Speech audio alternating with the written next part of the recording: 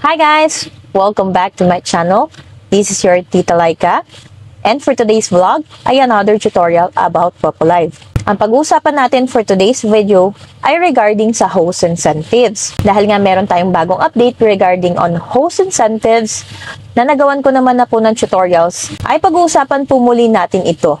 Itatakal natin ang bawat isa para nang sa ganon ay mas maintindihan ng mga agent kung para saan nga ba ito at kung paano ito gamitin para maibigay natin sa ating mga host. Pero bago ang lahat, don't forget to like and share this video. Huwag nyo rin kakalimutang isubscribe ako sa aking YouTube channel, Tita Laika Vlog. And follow me on my other social media accounts. Just search Tita Laika.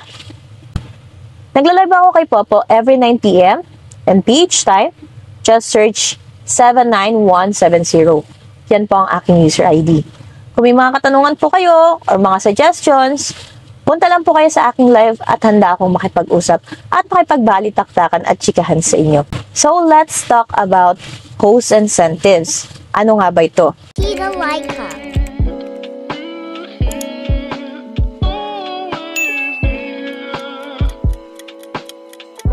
This is a button na kung saan makikita ng ating mga agents sa kanilang homepage. Pag kinlik niyo po ito, ay may makikita po kayong super funds sa taas.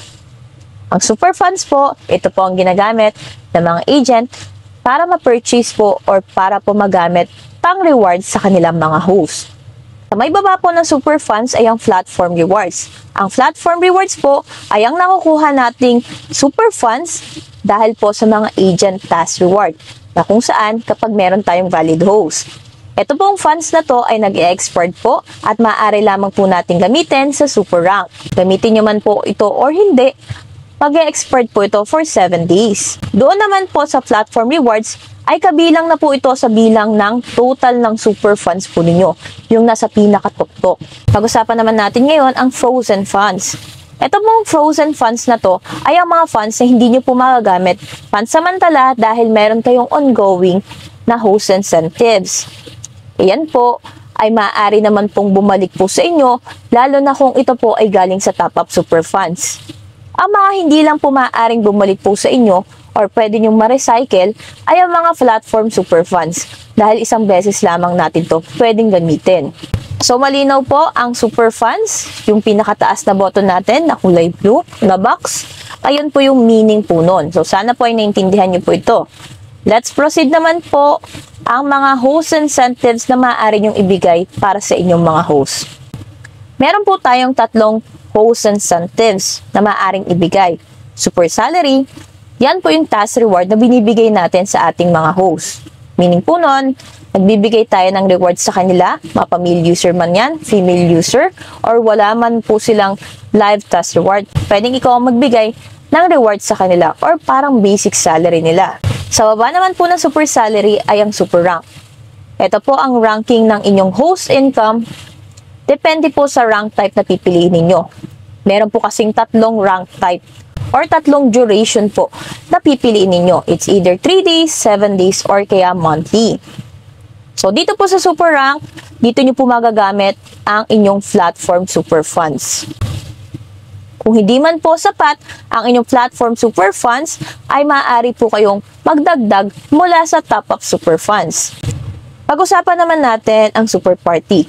Ito ang host incentives na binibigay ng agent sa kanyang host para mag-held siya ng party live. Pwede niyang bigyan din ang sarili niya. Pwede niyang i-include sa magpa-party live host para sa reward po na to. Dito po sa super party, kahit hindi nyo po host ay maaaring makatanggap ng inyong pa-rewards. Ang kailangan po nila para maging participants or para po makaklaim ng rewards for super party ay kailangan sila po ay mapabilang sa top 1 to top 3 for that specific super party. So yan po yung brief explanation regarding dun sa tatlong host incentives. So pag-usapan muna natin ng mas malalim ang mga bagay na ito. Umpisahan natin sa super salary. Gaya ng sabi ko sa inyo, ang super salary ay ang tasking na binibigay ng agent sa kanyang mga host. Yes, you heard it right. Kung sakali man po, ikaw po ay isang agent na nagbibigay ng reward sa inyong mga host, pinagla-live nyo sila para bigyan mo sila ng rewards, or kaya naman po ay kapag sila po ay naka-reach ng specific earnings ay binibigyan nyo sila ng mga gift. Dito po sa Super Salary ay mas magiging convenient ang inyong pagbibigay ng mga rewards na ganyan. Meron po ditong weekly at meron din po ditong monthly. Depende po yun sa budget ninyo at depende po yun sa gusto nyong ibigay na host incentives. Dito po sa Super Salary, ang kailangan nyo pong super funds po dito ay mga top-up super funds. Ang top-up super funds na maaari nyong gamitin dito ay yung galing po sa points or coins. Meaning, yung platform super funds ay hindi nyo maaaring gamitin po dito. Kung sakali naman pong hindi ma-claim lahat ng host ninyo, yung pinapatasking ninyong host incentives sa kanila ay babalik naman po ang funds na ito sa inyo. Pag kinlik nyo po ang designated template na gusto ninyo, next naman nating step is mamimili kayo ng mga host na pagbibigyan nyo nito. And then, ang sunod naman yan ay ang detalye ng Super Salary. Makikita nyo po sa pinakataas kung magkano po ang template na ito at kung ilan araw po ang duration nito. Sunod naman po niyan ang task start time na kung saan ito po yung date kung kailan mag-uumpisa ang super salary na to. Nag-start po kayong magbigay ng super salary ngayong araw na to. Pero sinimulan nyo po ito ng bandang hapon. You don't have to worry kasi counted pa rin po ang income nila ng buong araw po na ito. Basta kung anong date po ang pinurchase ninyo, yung buong araw nakita po na yon, doon po mag-uumpisa yung inyong super salary. At manually po dapat na kiniklaim ng inyong mga host ang kanilang rewards. Kagaya lang din po yan ng tasking. Dito kay Popo Live sa Live Task Reward. Na kapag hindi po nila na-claim yan, mapo-forfeit po ito. At kung sakali naman pong hindi nila ma-claim yan, babalik po sa inyo ang super funds po na ito. Makikita nyo naman po dito ang select duration. Kung gaano katagal na weekly po ba ang bibigay ninyo. Nandito po yung a week, 2 weeks, 3 weeks, or 4 weeks. Depende po yun sa budget ninyo. Kung ano yung kakayahan ninyo. Sumunod naman po noon yung withhold super funds.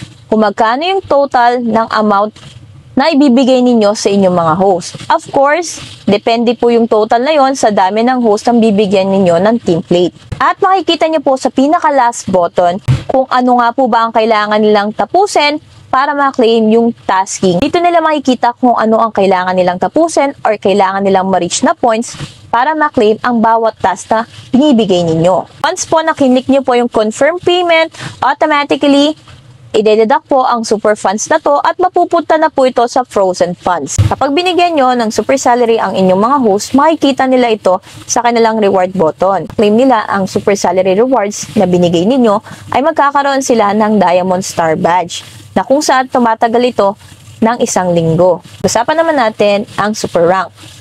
Ang super rank po is ranking of your host income. Meaning po nun, lahat ng host nyo sa agency nyo ay maaaring mag-participate. Maaari nyo pong gamitin dito ang platform super funds na nakukuha ninyo dahil sa inyong mga valid host.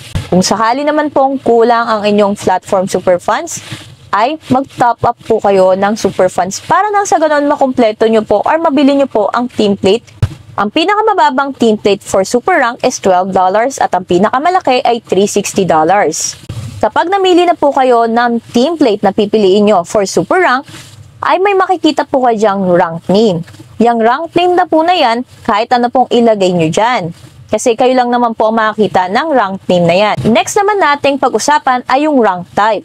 Ito naman po yung length kung gaano katagal yung super rank na ibibigay ninyo. It's either 3 days, 7 days, or monthly.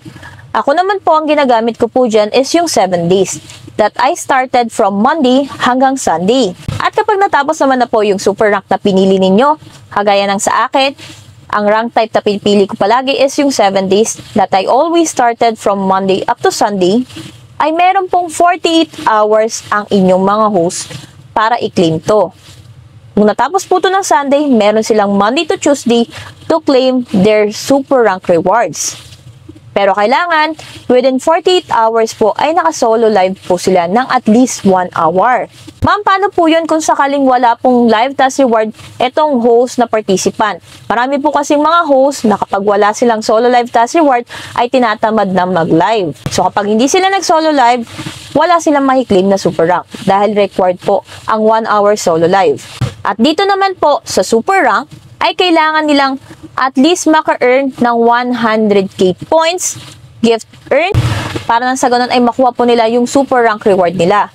Hindi po dahil nandun lang sila sa ranking ay makaklaim na sila ng rewards. Kailangan po ay meron din silang income na 100k po. Makikita nyo yon as agent on your behalf at makikita naman yon ng inyong mga host sa kanilang side. Kung pang ilan po sila sa ranking at kung naka 100k nga po ba sila. Manually pong kiniklaim ng inyong mga host ang kanilang mga super rank rewards. Kung nakalimutan man po nila itong i-claim, ay forfeited na po ito. Yung super funds po na ginamit nyo dito ay maaari pong bumalik sa inyo, lalo na kapag top up super funds. Pero yung mga iba pong platform super funds na ginamit nyo dito ay hindi nyo na po magagamit dahil isang beses nyo lamang po ito pwede gamitin. Dito naman sa participating host for your super rank, ay maaari po kayong mamili kung lahat po ba ng host ninyo or may target income or duration po ang isasali nyo sa super rank po na ito. Ako kasi nilalagay ko all para sa ganon, bago man o luma ay maaaring makasali sa super ranking na ito. As an agent, kayo po ang magde-decide kung sino po ang maaaring makasali sa mga host incentives na ibibigay ninyo. Part configuration is iyon yung amount ng super funds na gagamitin ninyo para sa template na ito. At makikita nyo naman po sa may baba ang makakuha na reward ng inyong mga host kapag sila po ay napunta doon sa ranking. Yung platform super funds na yan ay nasa inyo kung gagamitin nyo man or hindi. Pero magandang gamitin nyo to. Aking bagay din to para sa ganon makita nyo ang improvement ng inyong mga host. Ako po kasi kung ako ang tatanungin ninyo, gumagamit po ako ng super rank weekly. And those hosts na makaka-claim po ng super rank rewards ay sila po ang binibigyan ko ng super salary incentives. Pero may iilan din akong mga host na hindi nila gusto yung super salary. Kaya mas maganda na rin pong tanongin nyo sila kung gusto nila lang maging participant ito or hindi. Lastly, pag-usapan natin ang super party. Kaya nang sabi ko sa inyo, ang super party po is incentives na binibigay ng agent sa mga party live owner. Pwede nyo rin pong bigyan ang sarili nyo dahil kayo po ay host ng sarili nyong agency at pwede din kayo mag-held ng super party na kung saan po ang participants niyo ay maaari pong makakuha ng super party rewards. Ang pinakamababa pong templates dito sa super party is $0.5 at ang pinakamataas naman po is $70.